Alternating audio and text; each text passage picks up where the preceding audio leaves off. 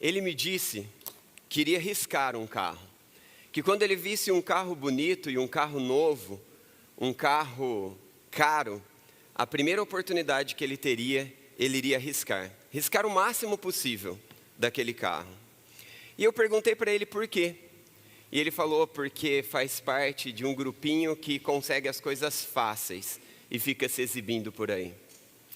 Uma outra pessoa me disse que odeia as pessoas que passam ali pela região do Porto, do Parque do Porto, da Rua do Porto, para correr e caminhar, exibindo suas roupas de grife, seus corpos torneados. Que raiva, que ódio eu tenho delas. Uma outra pessoa me disse coisas que não dá para dizer aqui. Quanto preconceito, quantos muros levantados. Eu me lembro de uma igreja que eu tive o privilégio de trabalhar, uma igreja com poder aquisitivo muito alto. E ali havia um preconceito, mas o preconceito não era dos ricos para com os pobres, mas sim dos pobres para com os ricos. Era muito comum após os cultos, obrigado pastor, Deus abençoe querido. Era muito comum após os cultos, o grupo se reunir para ir em algum lugar comer um lanche. E eu me lembro de não poucas vezes, aqueles que eram muito ricos, às vezes com suas Mercedes, jovens, solteiros, e seus outros carros importados, eu não conheço muito bem carro, então nem vou tentar falar os outros nomes.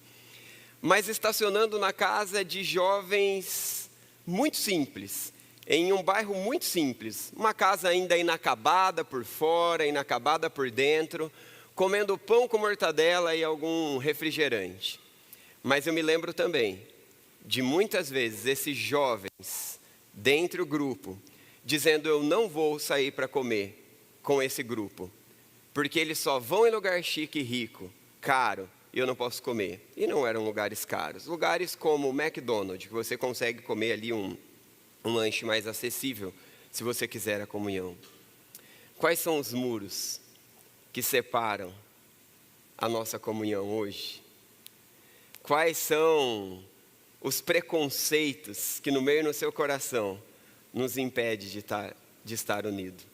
Eu comecei contando essa história, eu comecei contando de propósito para chamar a atenção sobre aquele que queria riscar os carros. Mas qual é o seu desejo hoje? Tem o carro de alguém que você gostaria de riscar? Seja sincero. Talvez o carro não seja literalmente o carro. Talvez o carro seja uma outra coisa. Talvez você não queira arriscar, estragar o bem de ninguém, mas talvez a cara de alguém? Espero que não. Mas às vezes passa no nosso coração. Muros, muros e muros. Às vezes visíveis e às vezes invisíveis. Às vezes nos reunimos em um círculo de amigos porque pensamos igual, porque temos afinidade, porque nos identificamos. E às vezes notamos, e às vezes nem notamos, que nosso jeito ou a nossa tradição faz com que nos tornemos preconceituosos. Que Deus tire das nossas mãos quaisquer objetos de riscar carros daqueles que são diferentes de nós hoje, em nome de Jesus. Que Deus tire do meu coração, da minha mente, da sua mente, quaisquer tipos de preconceitos, de achar que não podemos comer, nesse ou naquele lugar. Que Deus tire dos nossos corações tudo aquilo que não pertence ao Senhor. Nós estamos em uma série, essa série se chama Aviva, porque quando o Espírito Santo de Deus se manifesta no livro de Atos, nós vemos Deus avivando o coração dos nossos irmãos, enchendo a vida dos nossos irmãos do poder do Espírito Santo dele. E então, grandes obras acontecendo, pessoas se convertendo, pessoas se rendendo ao Evangelho, pessoas diferentes se unindo em um mesmo propósito, a pregação do Evangelho, a pregação do Evangelho. Talvez nesse auditório haja pessoa, ou hajam pessoas, que sejam muito diferentes de você. Talvez lá dentro da sua casa, talvez lá no seu pequeno grupo, talvez no ministério que você atua, talvez no reino de Deus que se alcança, não dentro dos muros deste prédio, mas das igrejas esparramadas pelo mundo. Tenham pessoas diferentes de você, mas Deus deseja nos unir. Nos unir no quê? Nos unir no quê? Nos unir para quê? É a palavra de Deus. Porque a palavra de Deus é o meio pelo qual Deus se revela de forma segura para cada um de nós. E nós vamos lê-la e nós vamos ver algo muito simples. A palavra de Deus sendo pregada. A história de Deus sendo contada. E então, Deus unindo em meio a todas as diferenças, para um único propósito, a pregação da palavra de Deus. O resto, a gente pode abrir mão. Seja um pão com mortadela, ou seja, aprendi também lá, comer um lanche bem diferente. Se você quiser, teste na sua casa. Pão de forma, peito de peru, muito requeijão, batata Ruffles, aquela sabor cebola e alguma coisa, tampa e come. É esquisito, mas é muito bom. E tem uma quantidade... faltou a mussarela também, para completar a proteína junto com o peito de peru. Não importa se é esse lanche, que a primeira vez eu falei, eu não vou comer isso. Eu nem gosto de pão de forma, imagina essa mistura toda. E a mistura ficou boa. Eu não sei se pela bela comunhão que eu desfrutei e virou ali um afago, e eu tenho essa lembrança e hoje eu continuo gostando dessa junção. Não sei, mas o que importa é que quando a palavra de Deus é pregada e o evangelho é anunciado, todos os muros podem cair e a fronteira não encontra limite para que o evangelho alcance o coração de cada um de nós, seja daqueles que estão perdidos sem Jesus, ou de nós, que muitas vezes ficamos perdidos dentro da casa, ao ponto de olharmos para Apocalipse, se eu não me engano, capítulo 2, e aquela bela expressão, Jesus está à porta e bate, ele deseja entrar.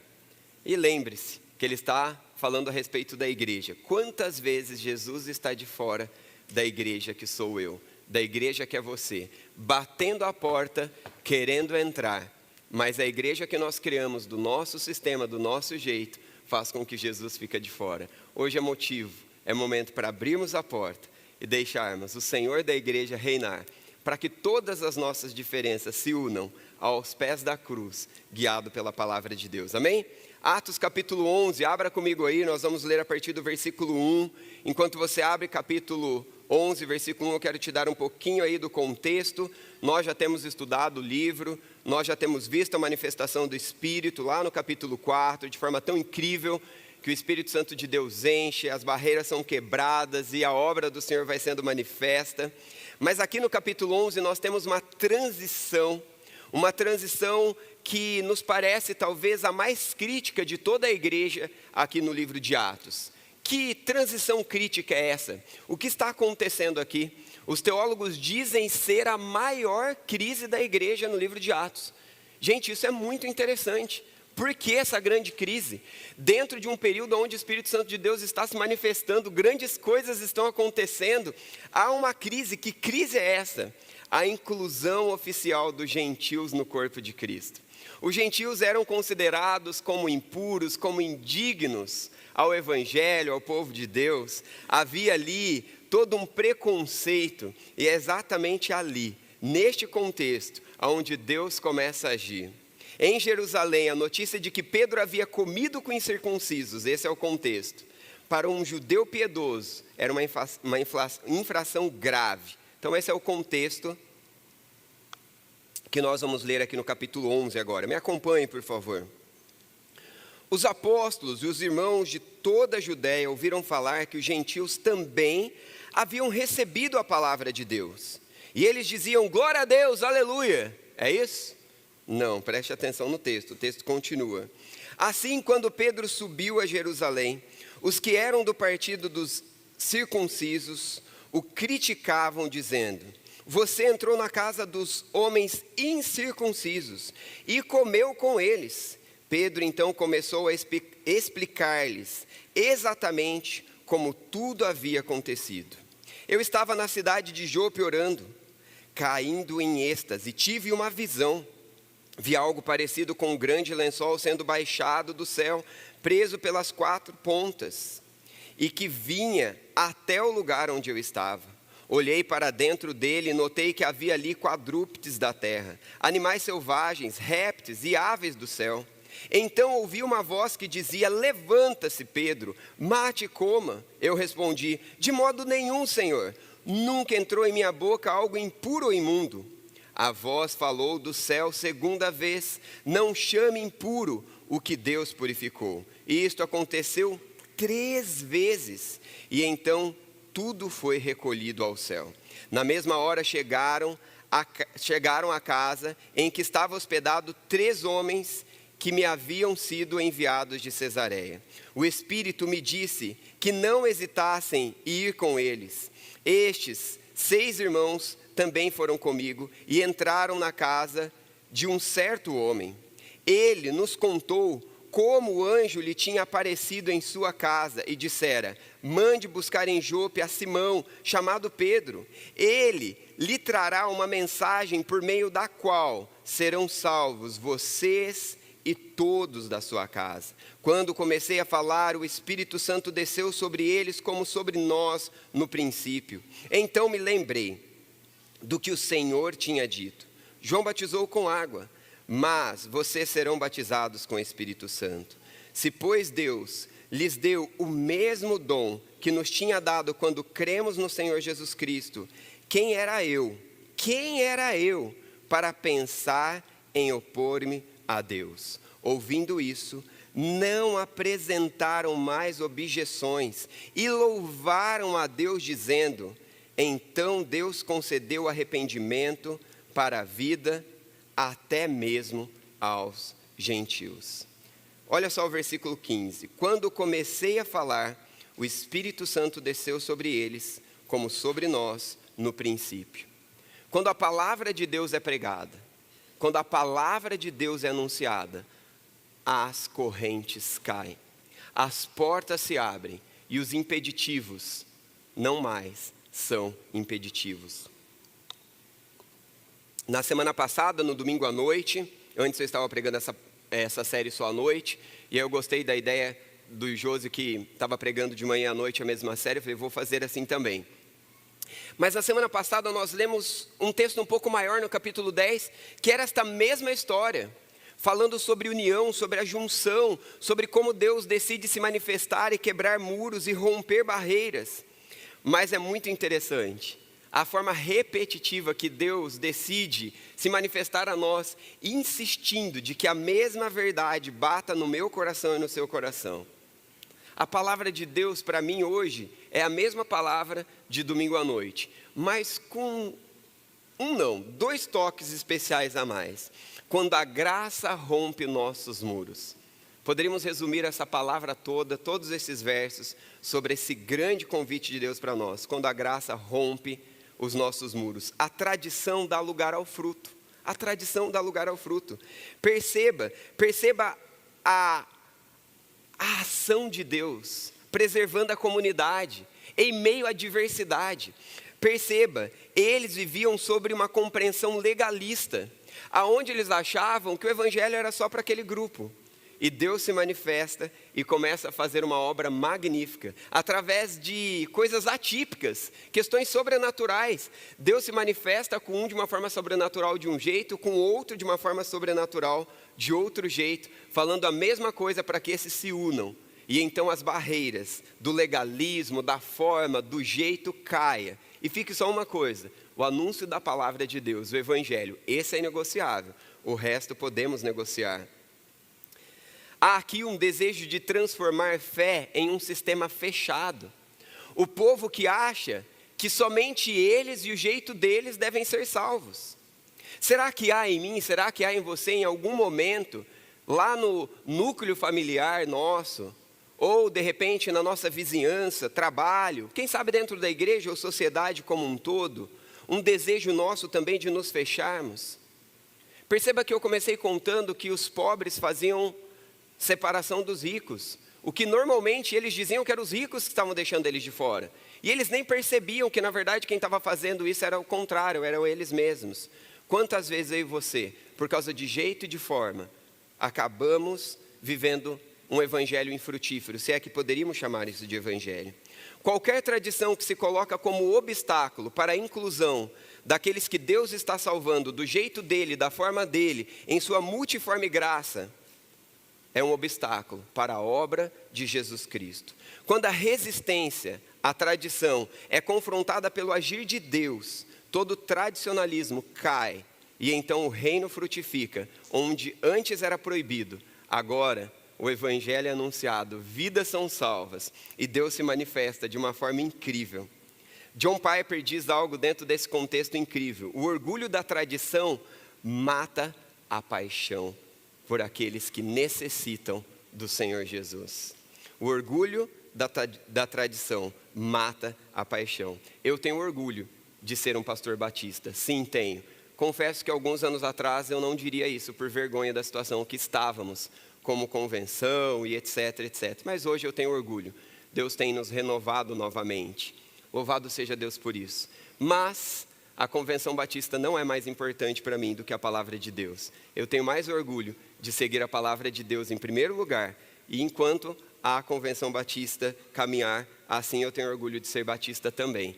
Que o Senhor quebre todo orgulho, toda a tradição do meio do seu coração e nos encha do evangelho mais e mais. Assim como Jesus sacrificou as tradições dos homens para nos alcançar, nós somos convidados por Deus a quebrar as nossas tradições para alcançar, inclusive aqueles que nós achamos que não são merecedores ou possibilitados do evangelho. Jesus nos alcançou, não merecíamos nada.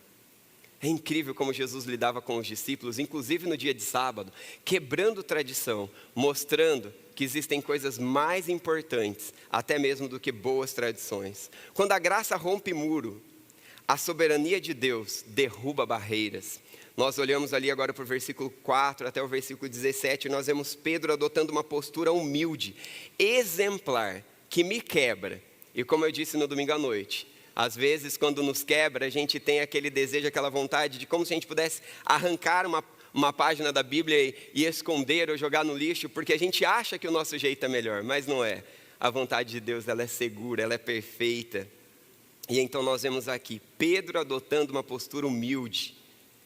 Ele explica os fatos, ele não ataca aqueles que estavam atacando ele e impedindo que o evangelho fosse alcançado. Ele só explica os fatos.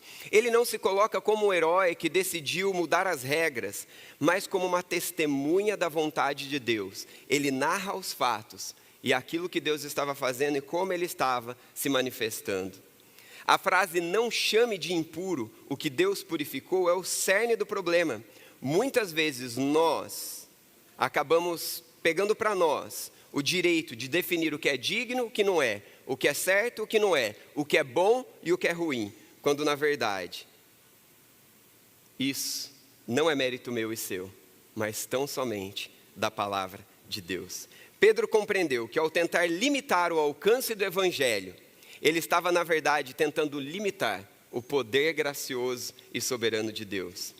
Olha a pergunta retórica do apóstolo Pedro: quem sou eu? Quem sou eu para pensar que posso opor-me a Deus? Será que eu e você estamos nos opondo a Deus? Com algum tipo de tradição, forma, jeito? Que o Senhor quebre essas barreiras em mim e você, em nome de Jesus.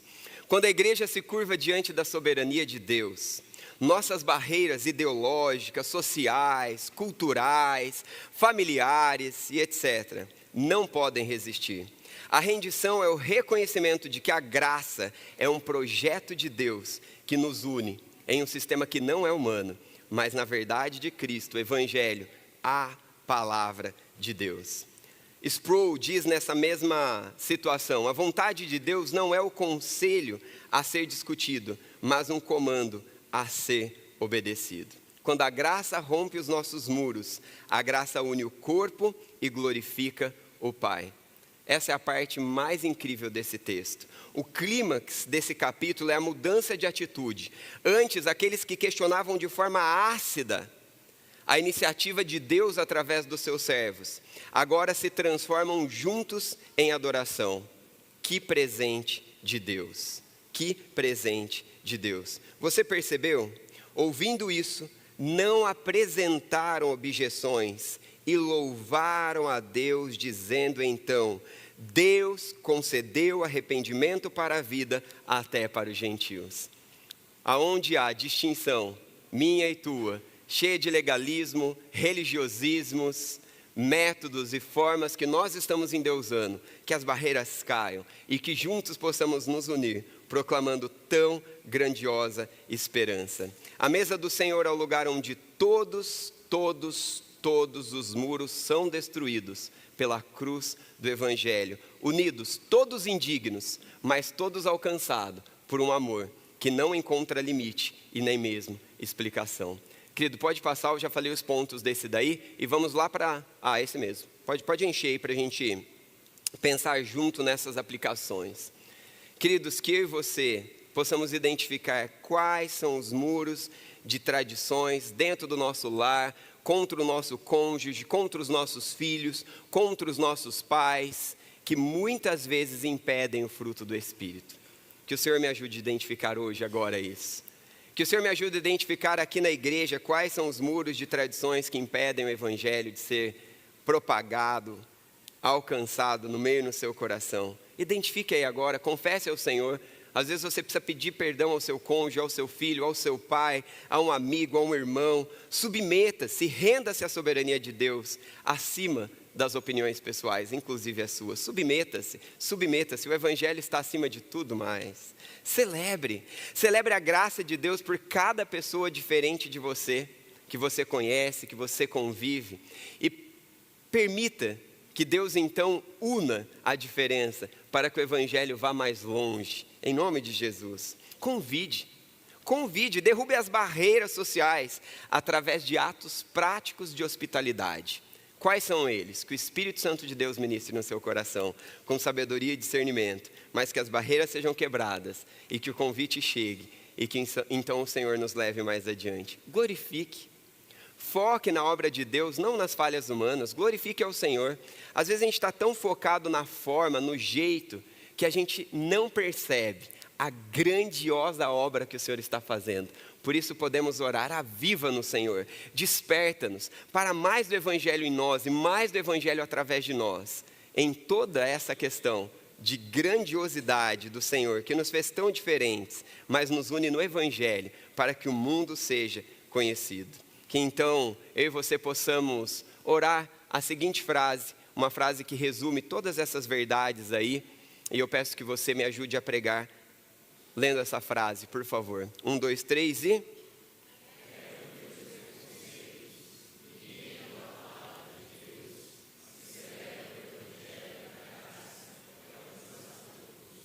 Senhor, faça isso em nós, Pai.